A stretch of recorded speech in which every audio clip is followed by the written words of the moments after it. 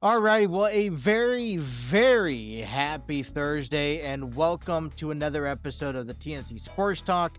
My name is Justin, and on today's episode, we will be breaking down and taking our first looks into the divisional round of the NFL playoffs. Yes, we'll talk about the 4 games, give you our predictions, and just like earlier in the week, where we give you our takes on the losers from Wildcard Weekend, I intend to give you my rankings 1 through 6 of the divisional rounds where I feel have a strong case of winning. They're a good team.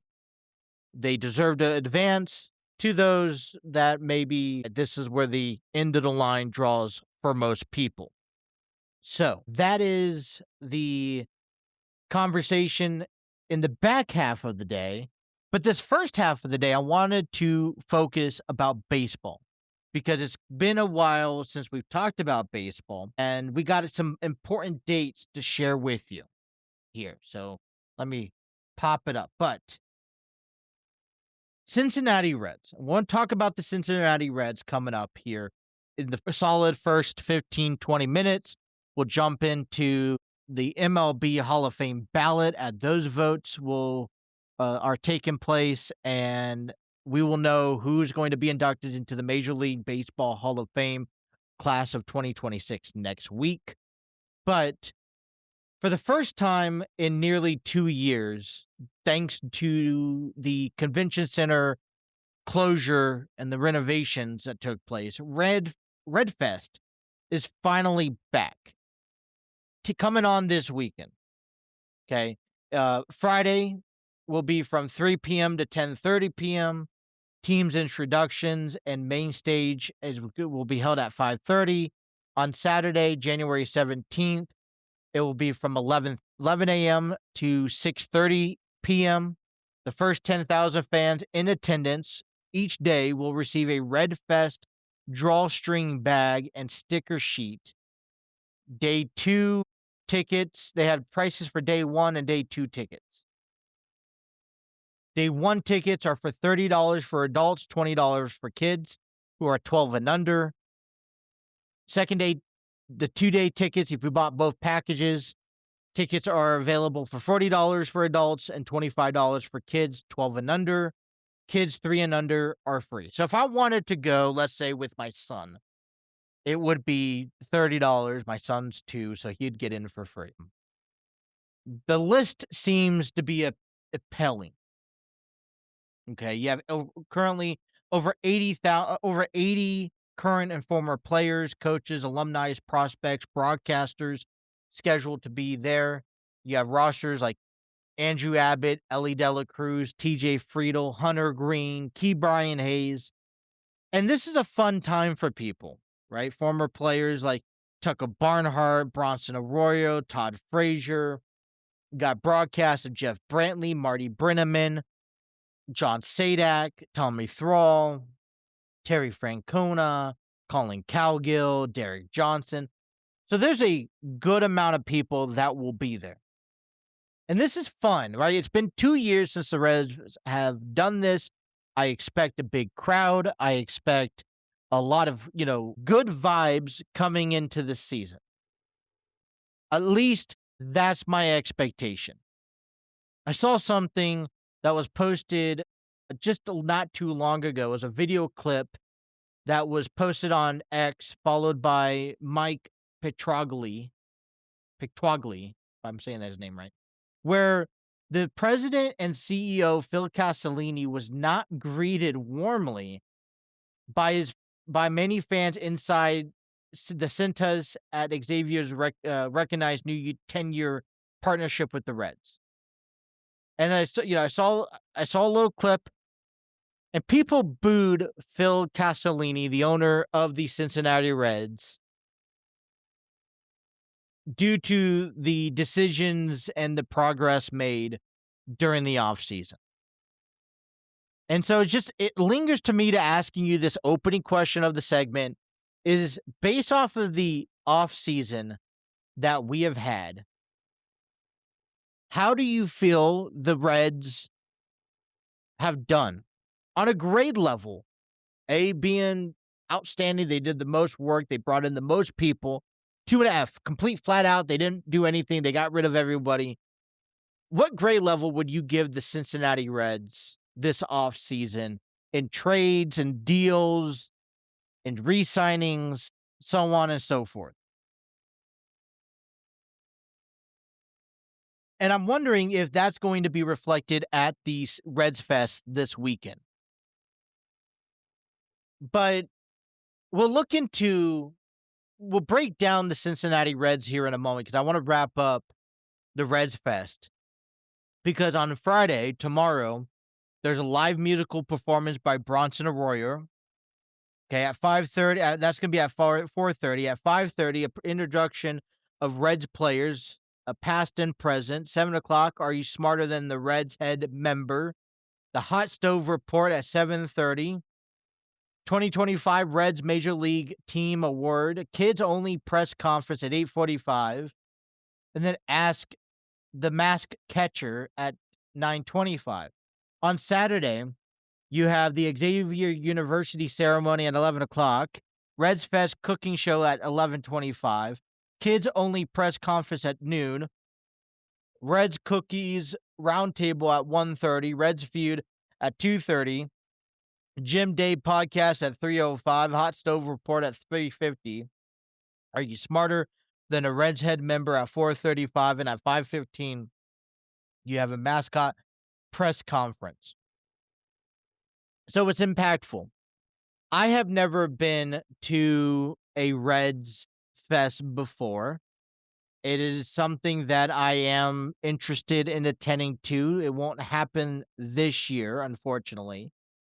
But I will, at some point in the upcoming future, look to attend a Reds Fest.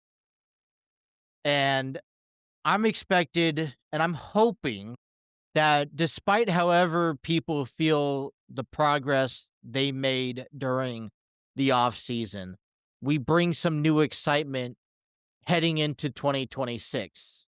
Pitchers and catchers are about to report to spring training coming up February 9th. Their first spring training game is February 21st in Arizona. And it will be against the Guardians. And this only launches 180, 190 days of baseball for the next spring, summer, and the beginning of fall.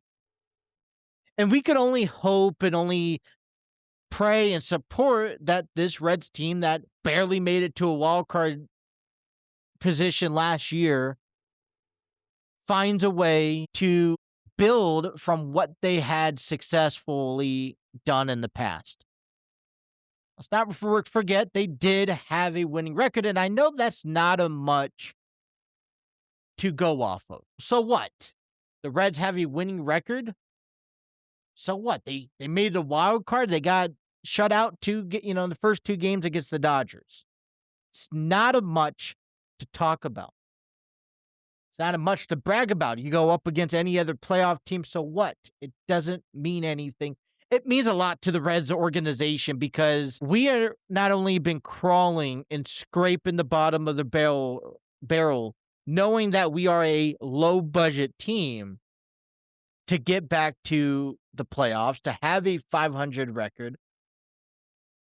But now it's time to come up and show everyone that we can stay there. And in a division that I currently feel the Reds do have an opportunity to at least contend, I would say maybe at least in the wild card spots, then we need to continue looking forward at how we progress and how we improve this team. Now, 2025, we saw a lot of changes. We saw Jake Fraley leave. We saw Brian Hayes come in. We saw the debut of Chase Burns. And now, and Sal Stewart, a young prospect coming through the ranks himself. Now we got to take this team to the next level. This is a year with chemistry. This is a year with devotion. They all should be on the same page heading into spring training. And that's the most advantage that you can get out of an organization is the chemistry and the preparation that they have, knowing that who's going to be on the right side, knowing who's going to be on the left side, what they're expected and not expected to do, what their capabilities are. That is what the key of heading into spring training is all about, and how you come away just bettering and improving that chemistry will say everything. You can go put 26 different ball players together, all elite. You could take the All-Star game, and unless they start clicking immediately, they're going to find struggles throughout the course of the year. They're going to butt heads, and it's going to cost them a couple of games. Now, sure, an all-star team may be as good enough to win a division or go on to a World Series, but if you want them to have a flawless year, despite injuries, then we look into chemistry. You want to build chemistry in this organization, and this is how you do it. We do see some new additions to J.J. Bleday and Dane Myers, but a lot of these guys are returning athletes. So, the Cincinnati Reds heading into spring training with the Reds Fest, let's face it, it almost feels like if we are done with the offseason deals. Doesn't look like the Reds are interested in picking up any more free agencies or making any other trades. And any rumors that were said in December, maybe November, have been shut down. Kyle Schwarber stays with Philadelphia. Ketel Marte looks to stay in Arizona, and Arizona refuses to sell Ketel Marte. And so be it. I mean, they just brought in Nolan Arenado from St. Louis to kind of help that infield out. And so the Reds look like they're done. But they may not be done because ownership says they're done. May be also done because financial decisions prevent them. Let's take a look at this. The Reds have 13 hitting spots taken up. Brian Hayes, Tyler Stevenson, Gavin Lux, Jose Trevino, Spencer Steer, TJ Friedel, Matt McLean, Will Benson, JJ Bleday, Sal Stewart, Ellie De La Cruz, Noelvi Marte, and Dane Myers. That's a good group of guys, I'll be honest. Down in the depth that we can utilize at some point this year, Ben Roltevert. We got Blake Dunn, Tyler Callahan, Hector Rodriguez, Edwin Arroyo, Christian Encarnacion, Reese Hines. And so there is some depth, but there's room for improvement. So if our 13 defenders, guys off the bench, our everyday lineup, those are our 13 guys. How do you feel about that? I mean, I like the the left side of the field. You have Brian Hayes at third, Ellie De La Cruz at short. You got Matt McLean at second, Spencer Steer at first. That's not a bad infield. I think that's a really good infield, almost an unstoppable infield. You throw in Gavin Lux out there to left. You got TJ Friedel in center. And just for now, I'll throw in Will Benson in right field, maybe Noelvi Marte. So coming off your bench, if you throw in Marte on the bench, you got Dane Myers, JJ Bleday, Jose Trevino. So 4 guys, right? 1, 2, and Sal Stewart. But I'm also looking for depth in the coming off the bench. One thing that I still think baseball has not changed about a winning ball club heading into this current generation of professional baseball is it's great. It's key to have important guys starting in your everyday lineup. But you're not going to be talking about those starting 8. You're going to be talking about those guys coming off the bench. So do you have a solid backup catcher? Do you have a solid backup infielder and a solid backup outfielder? A guy who could come in a crucial spot, whether he's a lefty or righty situation, and deliver at least 8 out of 10 times. Not only we're focused on how well he plays defense, but how excited do you get when this person comes off the bench? Now, the only person that I'm looking forward to coming off the bench right now is Noelvi Marte and Sal Stewart, preferably Sal Stewart. He's young.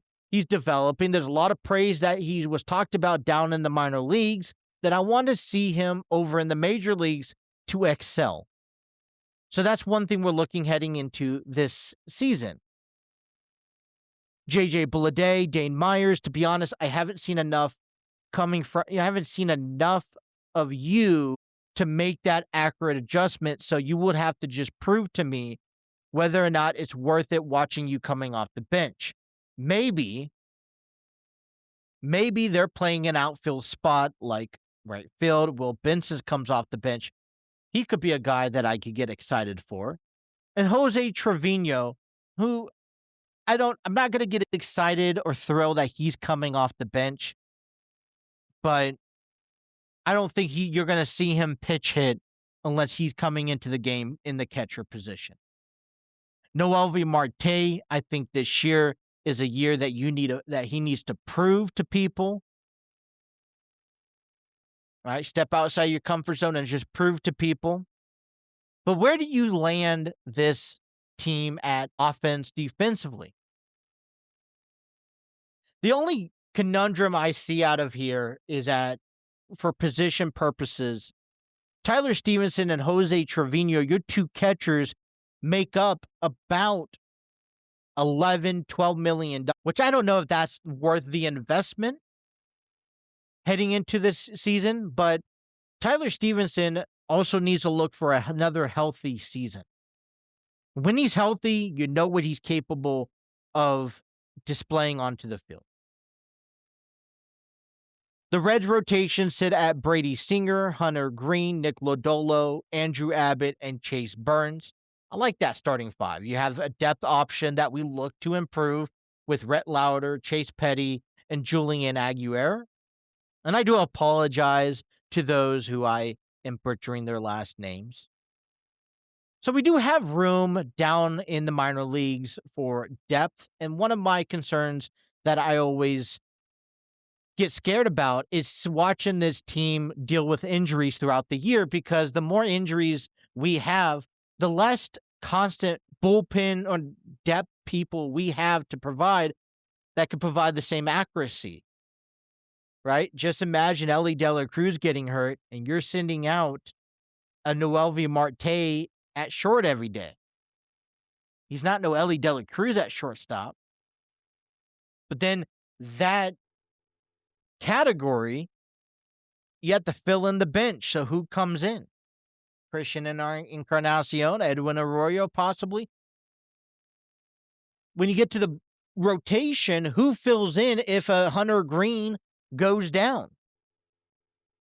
Chase Petty. Now you have the fourth and fifth spot filled up, limited in innings number of pitches, and you're going to rely a little bit more on your bullpen. So depending who comes in during this spring training, picks up a minor league contract, I hope to also find some depth coming into for our rotation. I think that's going to be the core. It's not about our rotation. It's not about our lineup. It's not about our bullpen. It's about who's in depth coming next, because I get worried about injuries and what happens and how do you fill them. But still, starting rotation, Brady Singer comes in with a $12.75 million, $4 million higher than your ace pitcher, Hunter Green. And so we're putting in about at least $25 million, and Brady Singer, Hunter Green, Nick Lodolo, we're keeping a $780,000 contracts to Andrew Abbott and to Chase Burns. Going on in the bullpen, we have 7 out of our 8 guys kind of sorted out. Emilio Pagan being our closer. Pierce Johnson, who we just re-signed not too long ago, teams up with Caleb Ferguson and Tony Santillan. Graham Ashcraft comes into role along with Sam Maul, Connor Phillips, and we're looking for maybe depth of the bullpen. Zach Maxwell, Lyon Richardson, Luis May, Yolsver Zulita, Zam Benshorter, Brandon Williamson. So who's going to fill in the last spot? Maybe 2. But we're back around to filling in, I think, the first 4 to 5 guys in our bullpen are going to be crucial. They're going to play a key factor in our success this year, because as we expect our starters to go 7 innings, 6 innings, you got 7, 8, 9 lined up, and you got your bullpen who needs to shut them down. With Emilio Pagan coming in, making $10 million, the highest paid from the bullpen. Your next person is Pierce Johnson at 6.5, nearly almost half. The overall expenses that the Reds currently have is about $114 million and some change. Because that doesn't include the $16 million we're still paying for Jahmir Candelario. Let's not forget a $2.25 million combined buyouts of Austin Hayes, Brent Suter, and Scott Barlow. And so the Reds have a $115 million budget, at least expected, and yet we only have about maybe $500,000 available to spend. So where, if that's what it is, and our off season's done, this is what the team's going to look like heading into the year, minus whoever is the non-actives that are invited to spring training. Where do you grade this Reds team at? Is it an F? Is it an A? I want to hear what you guys have to say. But in my opinion, these Reds, I'm going to say, is about, let's say, a C- at best. I think when the Reds were in conversations and were in rumors tied along to guys like Kyle Schwarber and to Ketel Marte and to possibly Pete Alonso, during the offseason, and then we see what the Reds would have offered Kyle Schwarber, knowing that they were just $25 million short of possibly bringing in a power at bat, practically our designated hitter, then to see what really came of it.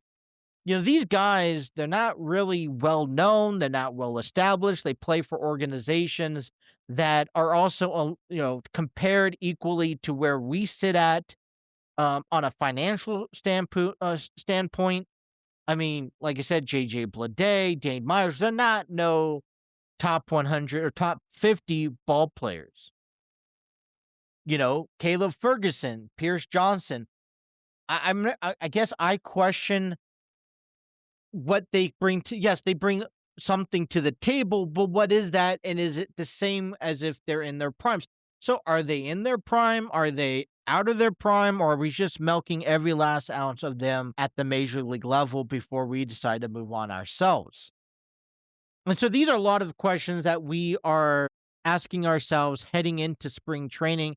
And we want to see what kind of ball players do these players that we signed that are getting a fresh look in Cincinnati this year.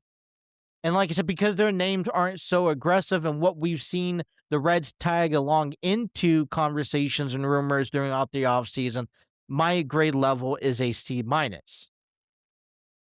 we're just a few weeks away from spring training. Doesn't mean deals cannot be done. We've even seen deals done before games get underway in late February. We also see games getting, deals getting done throughout spring training. So there is a possibility, if the Reds were interested in picking up a guy, that they could do so. The last person I saw people even point out was free agency first baseman Hoskins. Excuse me. So, that creates an interesting point. But if you're trying to stick with the budget that's projected for these Reds, then you'd have to make some room. Well, right off the bat, we're paying two catchers over $5 million to share equal playing time, which I think is a little bit of absurd. And our ace pitcher in Hunter Green is not the highest starting pitcher of your payroll. Brady Singer is nearly 1,200. Well, if you take a look at example Tyler Stevenson or even Brady Singer, combine their contracts, you're looking at almost $20 million you're freeing up. Maybe it's not an ideal point right now for the spring training season, but these are good conversation pieces to keep in the back of your mind heading into trade deadlines and trade talks. Could those two men be on the market come June or July, especially if the Reds are contending or maybe they're not contending? This would be a perfect time to unload and gain prospects, or, hey, let's elevate and buy one player.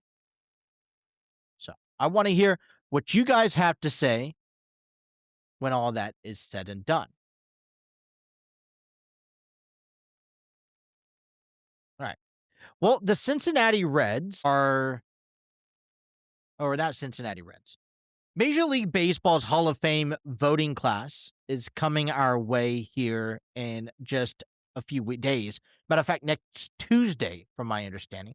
So let me get there really fast. And let me just...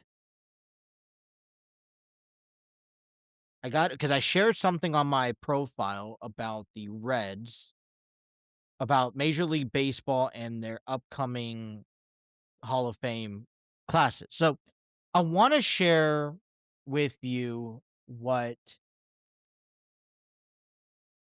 I found interesting. Let me just pop it all back up.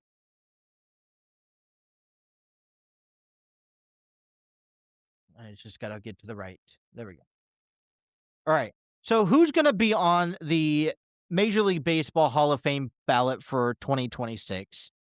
And let me run through the list of names. We got Carlos Beltran, Andrew Jones, Chase Utley, Alex Rodriguez, Manny Ramirez, Andy Petit, Felix Hernandez, Bobby Abreu, Jimmy Rollins, Omar Vizquel, Dustin Pedroia, Mark Buehler, Francisco Rodriguez, David Wright, and Torrey Hunter.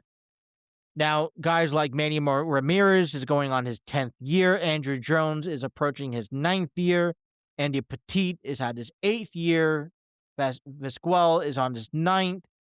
Just because they may come up to the end of their voting days doesn't mean that they still can't get into the Hall of Fame at a later date. We would expect them to get into the Hall of Fame more so closer to, and it would be a committee like we saw this past fall.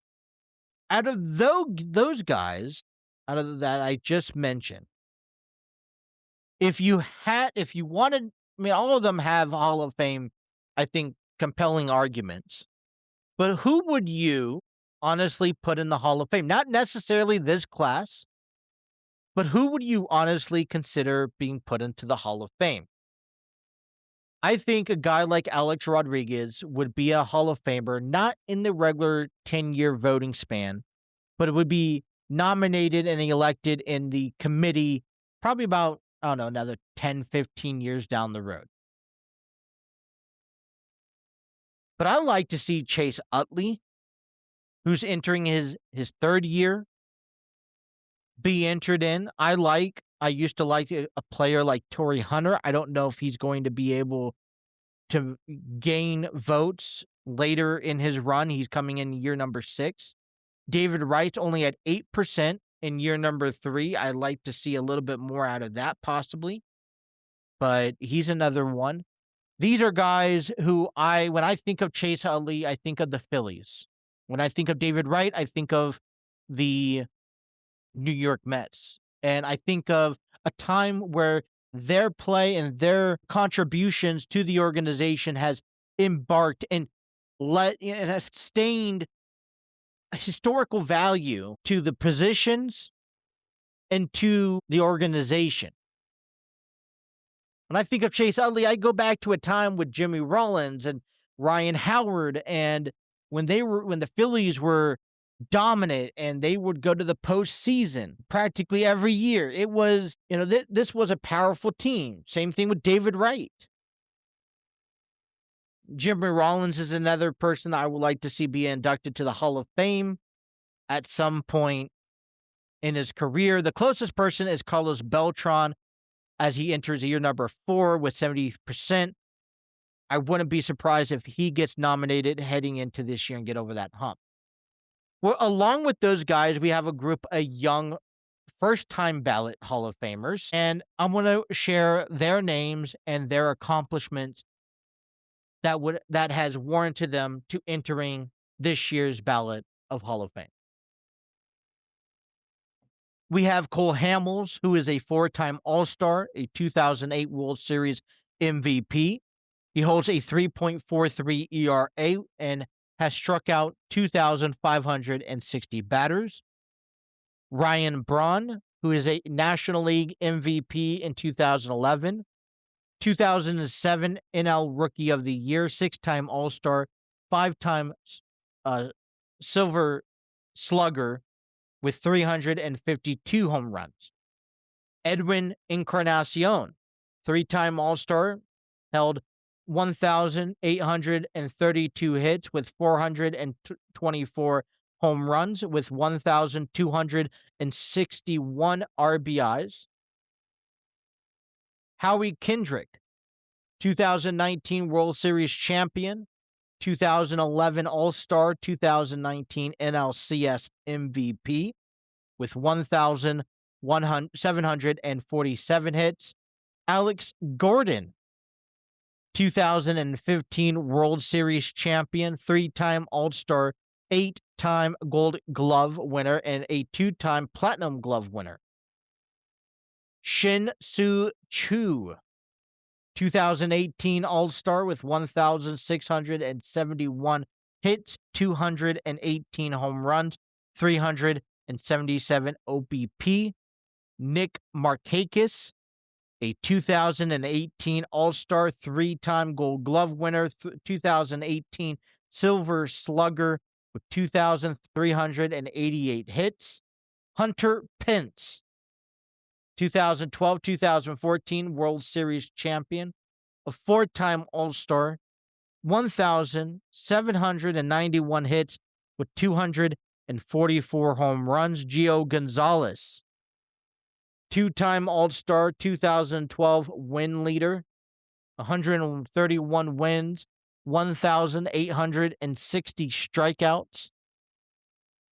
Matt Kemp, who's a 3-time All-Star, 2-time Silver Slugger, 2-time Gold Glove winner with 287 home runs. Daniel Murphy, 3-time All-Star, 2-time Silver Slugger, 2015 NLCS champion with 1,572 hits.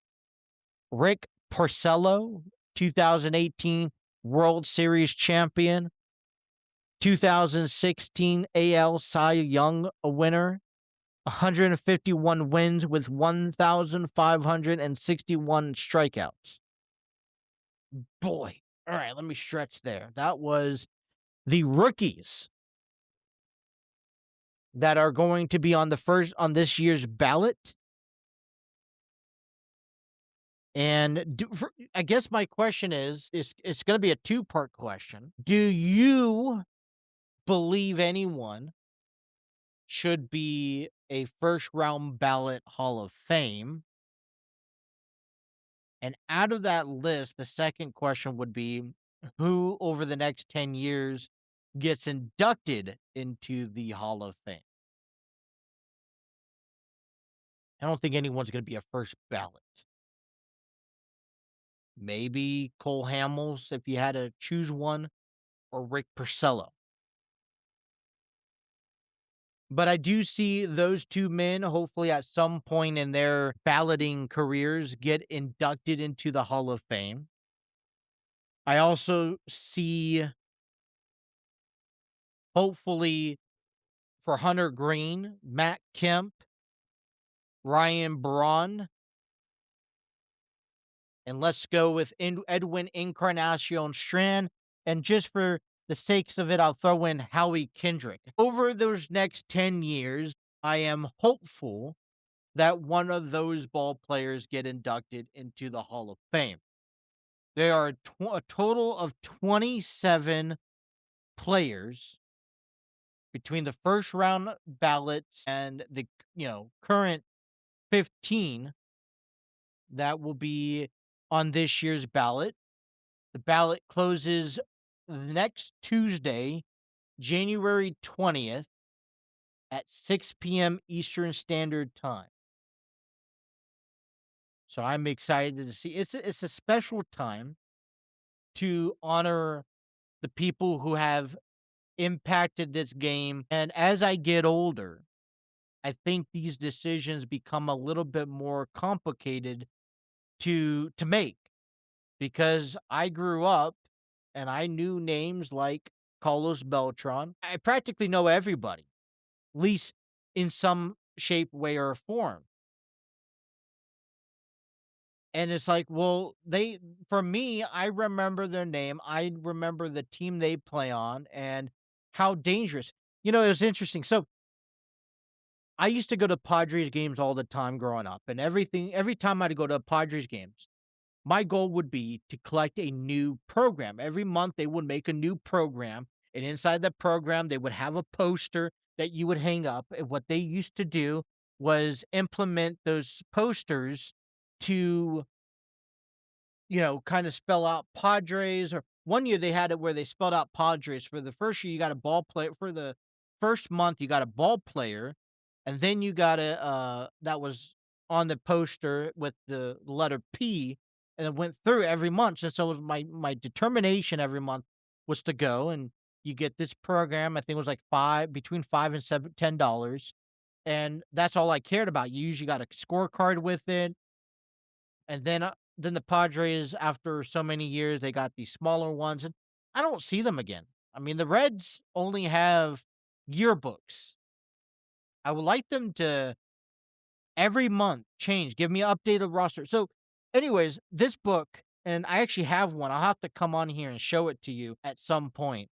But what they would do is they would give you the roster, right? It'll be headshot photos of the roster.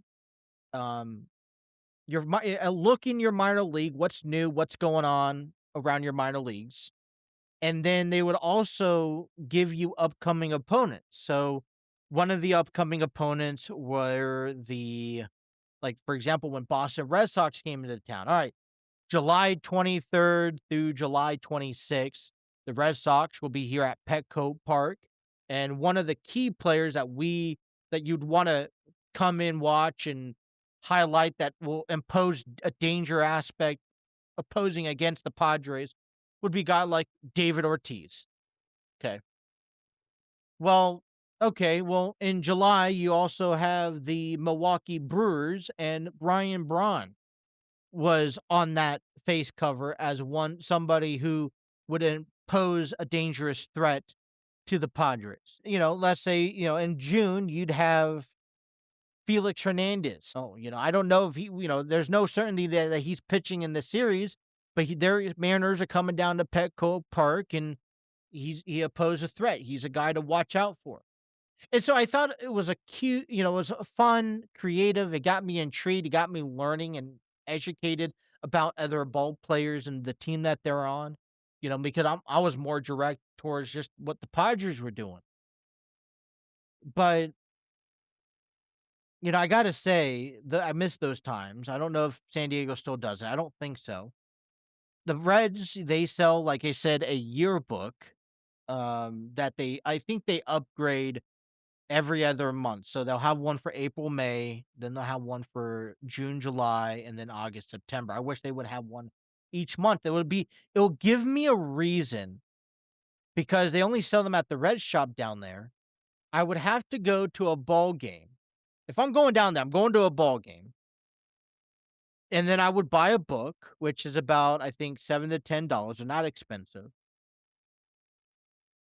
And then I would I would go to the game. It's a money driver. But, today's time, we're kind of all getting out of magazines and papers, and it upsets me. I'm still that type of person who likes to go to ball games and keep score. Trust me, you'll find me just there, looking at, you know, watching the game. I don't want to go do anything else, but then my kids pull me away and say, "Oh, we got to do this, we got to do that." All right. But anyways, who is going into who are Hall of Famers in your books in that ballot? Let me know down in the comments below. We're going to move on because we got to talk about the divisional round. I got my top 6 teams out of the teams players, or the out of the organizations who have advanced to the divisional rounds. But before we get to that, I want to spend some time and just highlight talking about upcoming events for Enlighten Studios. Enlighten Studios is a performing arts company, and 2026 is a colossal year for them as they anticipate a high volume of events and venues. They have 8 theater productions throughout the year. And one thing that they will have on starting in February, which will go on every month up until December, they won't have one in December, is a event called Paint and Pastries, where you can enjoy an atmosphere where you can sit back, relax, and let your creativity blossoms. Okay. Step by step painting classes, which are invited for friends and families. And you can enjoy tasty treats and follow along with local experienced artists. You don't have to be a painter. You don't never had to paint before. They will provide you the materials. It's a great session that is created just for you. They offer both group and private classes, so it's a great for large parties, maybe a birthday party coming up. And we like to invite you out. It's going to be taking place February 13th from 6 p.m. to 8 p.m. at the Artsville in Cincinnati, Ohio. It is a Valentine's Day treat for everyone. And if you've never been, I would encourage you to go and get your tickets. I believe, and I'm just on the website right now, tickets are $35 per person. Can't beat it, to be honest. So I invite you out there to check out Paint and Pastries. Also, you may see this on our social media pages, but in February, Enlighten Studios is proud to present Grassroots, a play written and directed by Terry Chappell II. Grassroots is set back in the 90s, where a family moves into a neighborhood and experiences a set of truths that comes out and is brought to the light. Grassroots will be presented at the Arts Theater in Cincinnati, Ohio. Tickets are available by visiting tickettailor.com. Get your tickets today between February 27th through March 8th and experience what Enlighten Studios has to offer. Tickets start at $25 a person, and for children, you could get them for $14.75. A ticket link for both the production and Paint and Pastries will be provided in the link below. Get your tickets and be sure to be there for 2026 as Enlighten Studios expects to continue to grow. Alrighty, that came out pretty smooth. NFL divisional round is here. We'll have 2 games on Saturday and 2 games on Sunday. The winners of these rounds will advance to the AFC NFC championship game, and the winners of those games will advance in 3 weeks. So in about a month from this weekend, we will have a Super Bowl. Okay. The number 1 seeds, Broncos and Seahawks, will be hosting their games as on Saturday, as the Bills will take on the Broncos in the early Saturday game at 4:30, while the Niners take on the Seahawks at 8 p.m. On Sunday, the Texans will head over to Foxborough to take on the New England Patriots at 3 p.m. from Gillette Stadium. And the last game will be the Rams versus the Bears at 6:30. You can check that game out on NBC. Now, just because you're ranked 1 and 2, both 1 and 2 seeds are still there. You have 2 5 seeds and you have 2 6 seeds. And the number 1 seed is playing the number 6 seed, and then the number 2 seed is playing the number 5 seed. But to be honest, just because you're ranked 1 or 2, or just because you're ranked number 5 or 6, that doesn't mean that you have less of an advantage or more of an advantage to win or lose the divisional round. It comes down through wit, grit, and experience. And to be honest, sometimes off of momentum. And a wild card win can give you momentum. We saw some big hypes coming out of the wild card weekend as the Patriots defense exploded all over the Chargers offensive line. The Bears conquered the Green Bay Packers and now sit on top solely of the NFC North. I call them the new sheriffs of the NFC's North. But do they really have the same opportunities and same momentum to pull through a victory in the divisional round and possibly win a divisional game heading over to the championship game?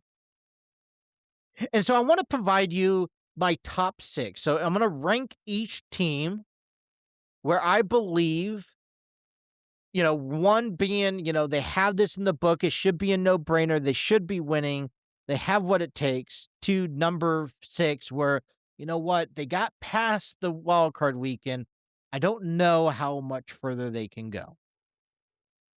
So coming up in number 6 of this list is the Houston Texans. I'm going to be honest, the Texans surprised me in pulling away a victory over the Steelers. But can they repeat that against the Patriots on the road? Is going to be the tale of the tape here. We just got off. I think when you come down to this matchup, but we'll get to the matchup here in a moment, but the Patriots, they're going to have to turn on that light switch offensively and score some points.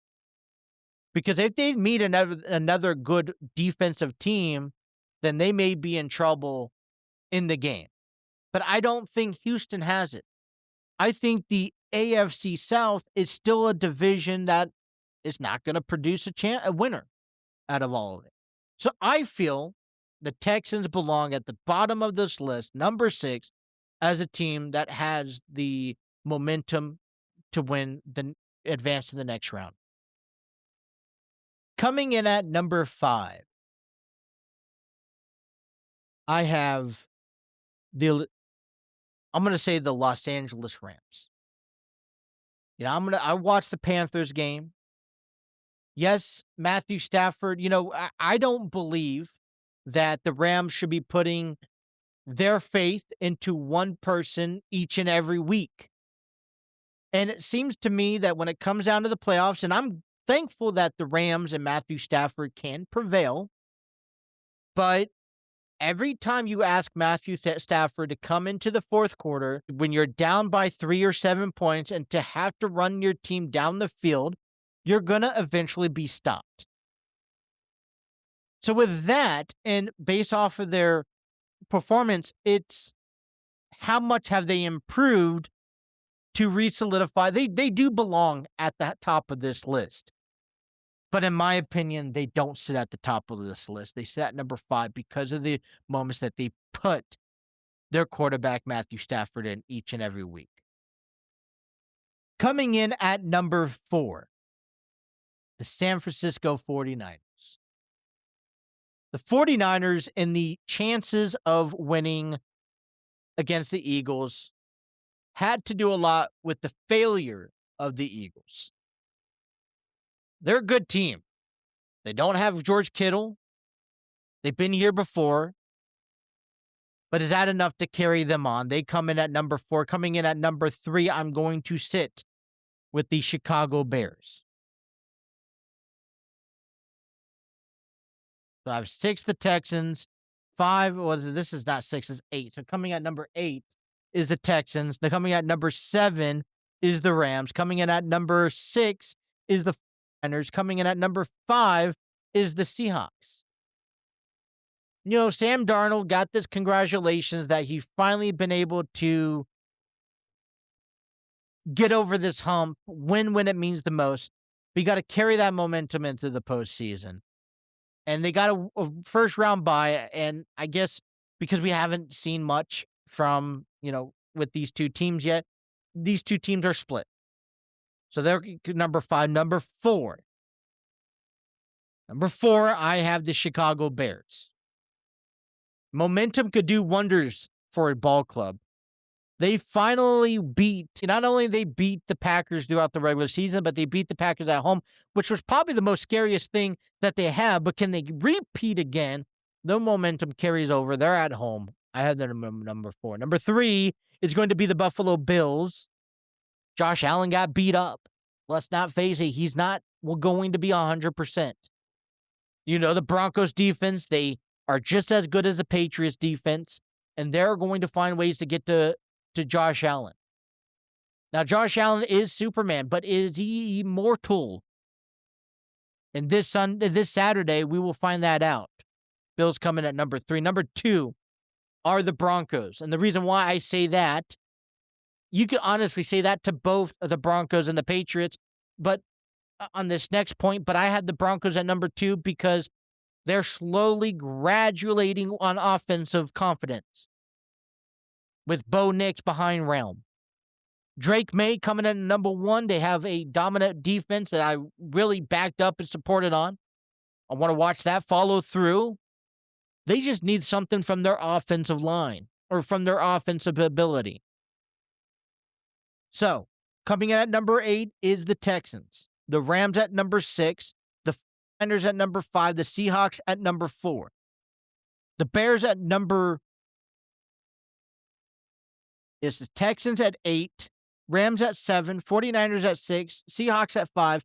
Bears at 4. Bills at 3. Broncos at 2. And the Patriots at 1. But that's probably because I've seen the Patriots already before. Let's get down to the matchup. Saturday's game. Bills, Broncos. 4:30 CBS. We just talked about it. I don't think Josh Allen's going to be 100%. I think the Broncos defense, they're going to make it a point to go after Josh Allen any way, shape, or form, even if that means it costs them a few penalties early on in the game. Is Josh Allen the Superman? Is he immortal? We will find out Saturday. I think the Bills are going to win this game and advance to the championship game. Second game, Niners and Seahawks. Boy, you love when these division games compete against each other.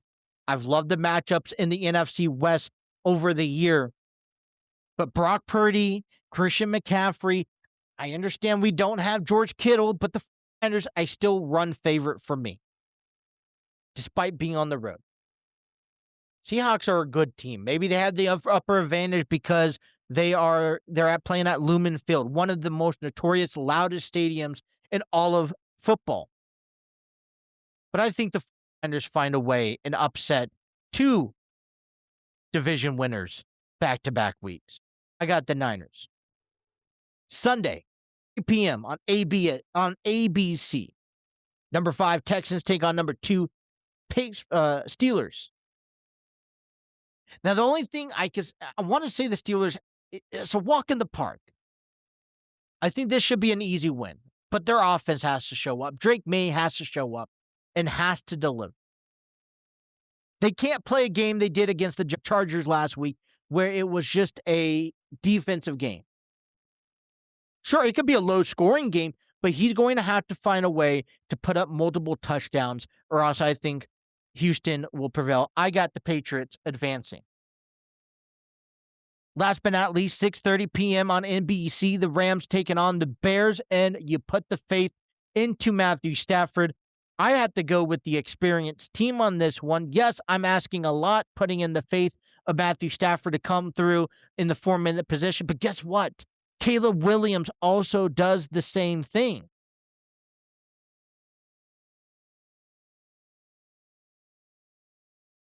They're going to be at home. I think Caleb Williams, this is that learning experience. Last week it was Bryce Young learning. This year it's Caleb Williams. If the Bears win, I think that they may win the Super Bowl if they beat the Rams.